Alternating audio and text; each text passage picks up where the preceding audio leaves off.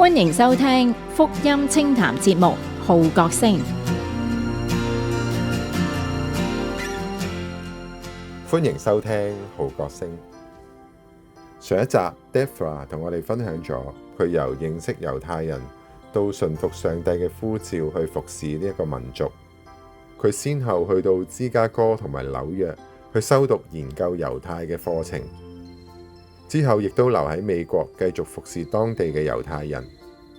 今集佢會繼續同我哋分享佢服侍上面嘅點滴。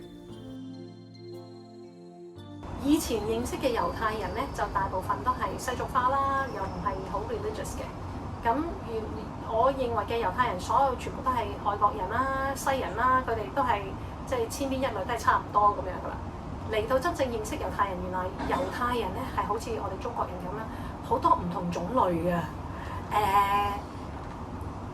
原來猶太人亦都好似中國人咁啦，因為好多年嚟猶太人冇自己嘅定居啦，咁佢就落散咗喺唔同嘅國家國籍嘅裏面啦。而中國人亦都有好中意移民啦，即係喺唔同嘅國家度亦都揾到中國人啦咁樣。咁唔同地區嘅猶太人咧，佢哋落地生根之後咧，有佢哋自己喺唔同地區嘅文化喺度。原來喺美國嘅猶太人，同喺以色列嘅猶太人、俄羅斯嚟嘅猶太人，或者中東嘅第二啲地區、南美嚟嘅猶太人，佢哋全部都好唔同嘅。當我初諗住跨文化就係跨猶太人嘅文化嚟到美國，即係美國猶太人就係呢一種咁樣啦。咁原來發現我除咗要跨美國猶太人嘅文化，我發現我同工裏面有好多由即係以色列嚟嘅喎，咁以色列嚟嘅文化又好唔同，跟住俄羅斯嚟嘅喎，咁佢哋又好唔同，佢哋講唔單止講嘅語言會唔同啦，咁連佢哋處事嘅方式啦，或者好多猶太人嘅習俗啦，都有細微嘅分別。咁我就覺得好細微咧，但係佢哋就覺得唔係喎，我哋唔同嘅喎。究竟逾越節我哋食唔食羊好啦？咁我哋都會大家去講我哋唔食羊嘅喎，呢邊我哋要食羊嘅喎。咁食唔食羊好啊？咁俾唔俾食飯咧？咁呢一啲嘢我哋都會即係去傾，去發現原來我要清楚知道我服侍嘅對象或者我合作嘅對象都係好重要嘅。呢啲我相信係華人嘅弟兄姊妹，特別係華人嘅牧者嚟到美國服侍之後咧，你會好清楚，原來國外嚟嘅、台灣嚟嘅、香港過嚟嘅弟兄姊妹都有唔同嘅文化，佢哋就算食嘢嘅文化又唔同啦，跟住講嘅語言又唔同啦，又或者睇嘢嘅角度都好唔同嘅。所以當我哋去同猶太人傳福音嘅時候咧，其實有好多 background check。即係問佢哋好多問題，以知道佢哋嘅背景係點樣，跟住我哋就可以繼續去跟進啊，或者傳福音。同服侍一個猶太人嘅教會一樣，一個猶太人嘅教會有唔同嘅猶太人一齊嘅時候，咁有各種唔同嘅文化，咁我哋即係敬拜嘅模式啦，又或者我哋即係點樣可以有一個合一啦，其實都係一個好大嘅挑戰嚟嘅。之前冇諗過。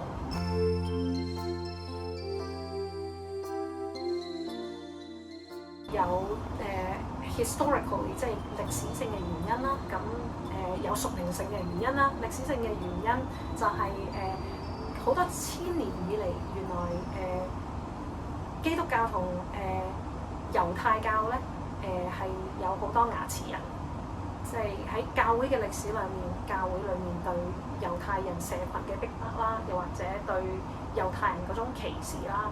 原來喺即係教父啦，中世紀嘅時候係好嚴重嘅。去嗰個地方咧，猶太人有佢自己嘅教導，就係信咗主之後咧，你就唔係猶太人，猶太人就唔信耶穌嘅，因為嗰個牙齒印實在太深啦。呢個就係即係歷史上面其中一個原因啦。咁多年嚟之後，教會同埋猶太人嗰個分歧越嚟越大。其實教會佢哋嘅傳統同猶太人嘅傳統，就算即係我哋講緊過節嘅節期都好，大家同有嘅節期，講緊五旬節，即係猶太人嘅慶祝五旬節，或者教會嘅慶祝五旬節，係兩個唔同嘅日子嚟嘅。點解咧咁樣？咁所以以至於好多時候猶太人會唔認識教會。如果我係猶太人，點解我仲要信基督教咧？因為即係咁多嘅牙齒人，再加上喺屬靈嘅原因啦，有屬靈嘅蒙蔽啦，真係喺聖經裏面講，即係有個屬靈嘅帕子係遮住佢哋，暫時唔能夠明白嘅，直至到即係呢個真係聖靈自己嘅工作。同埋猶太人都會覺得如果我要信神嘅話，我自己都有個神啦，我點解要信耶穌？耶穌基督教都係從猶太教而嚟噶嘛。如果我唔信神嘅話，我自己我都唔信，我點會信你嗰個咧？如果我要揀，梗係揀翻一個舊啲嘅啦，即係好似舊啲嘅就會好啲，新啲嘅就係你都係我哋嗰度出嚟嘅啫嘛。所以猶太人唔信基督教有好多嘅原因嘅。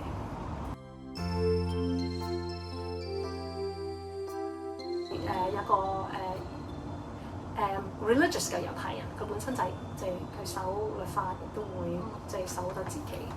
但係喺一個喺佢哋群體裏面咧，佢好難去睇見點解神成日都咁嚴謹，即係我做錯咗呢啲嘢，原來咁就會得罪神嘅咩咁樣？咁佢慢慢地開始去真係去思考，係咪神就係咁嚴厲嘅咧？冇恩慈嘅咧？樣樣嘢都係即係咁律法式主義。我原來做錯一樣嘢，原來我講錯嘅説話，我食錯一樣嘢，我洗錯咗，因為佢奶同肉係分開啦，所有嘅餐具啊，啲所有洗嘅過程都要分開，係真係好嚴謹嘅。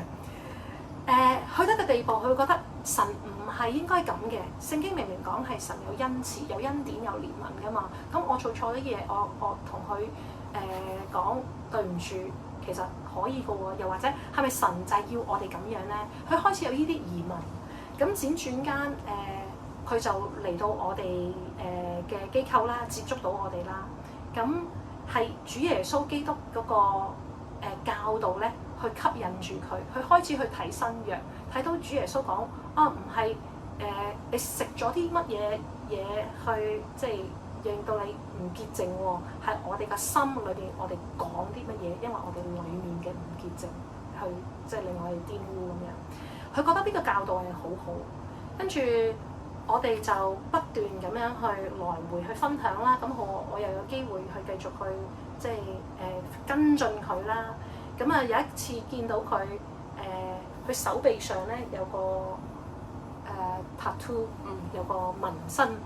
咁係佢年青嘅時候一個紋身係用中文紋身嘅嘛。個紋身裏面係同神係有關嘅，其實神就係義定係神嘅義係乜嘢咁樣？我哋完全總之係一個中文嘅紋身，跟住我點解你會有一個中文嘅紋身？佢話我不嬲都好中意中文㗎，咁但係我又唔知道點解原來咁早原來之前我唔知道原來我會識一個中國人㗎喎咁樣，咁其實係神藉住咁樣嘅關係啦，去讓我哋有一個密切啲，唔知點解我同佢又即係溝通好好，佢可以有第二啲猶太人嘅同事同佢跟進嘅，但係佢又即係我哋有一個咁樣嘅密切嘅關係啦咁樣。咁我好記得當我哋一齊去讀聖經嘅時候，讀到佢好唔明白點解我哋要有舊約同新約，因為唔係神就係一直係一樣，神俾以色列嘅人嘅約係永恆不變。點解基督徒話佢哋嗰個係舊嘅，我哋嗰個係新嘅？跟住我就同佢講，唔係基督徒話嘅喎，其實喺舊約耶利米書31章31節已經好清楚去講，神要重新同以色列人去立約，神會再立一個新約俾佢哋。喺個新約裏面，神自己要將神嘅律法刻喺佢哋嘅心版裏面。新約唔係等於我哋話舊約就廢除冇咗，而係喺主耶穌基督裏面點樣成全。我哋點樣繼續去活出神俾我哋嗰個即係教導。咁當佢望住耶利米書31章31節一路讀落去嘅時候，佢嘅眼淚係咁流出嚟。跟住佢自己就話：點解我一直都唔知道有呢個咁嘅經文？我一直都唔知道原來神同我哋以色列人講咗呢段説話，點解冇人同我哋講嘅咧？即係佢嗰一刻係，佢第一係佢好感動，即係有人話俾佢聽。第二就係點解我到而家先知，同埋我而家知道咗，我點樣可以同第二啲猶太人去講？原來神一早已經同我哋講咗，因為我哋冇守佢哋嘅舊約，但係神仍然眷顧佢哋，神願意同佢哋再立一個新嘅約，藉住主耶穌基督。佢就喺嗰陣時，我記得喺個 basement 裡面嘅我哋，跟住就一紮書啦。我哋喺布魯倫，我哋嗰個即係尼賽亞中心個 basement 係圖書館嚟嘅。咁我哋喺圖書館裏面決志信主，咁就佢接受呢個新約嘅信仰。咁猶太人其實唔係唔能夠相信福音，係佢哋真係好多嘅唔明白，同埋有好多嘅誤解喺裏面。當佢哋一個心打開，有人願意同佢哋即係按住佢哋能夠領受去同佢哋分享嘅時候咧，其實佢哋係同我哋一樣，係好需要呢個福音，同埋好需要神自己嘅愛。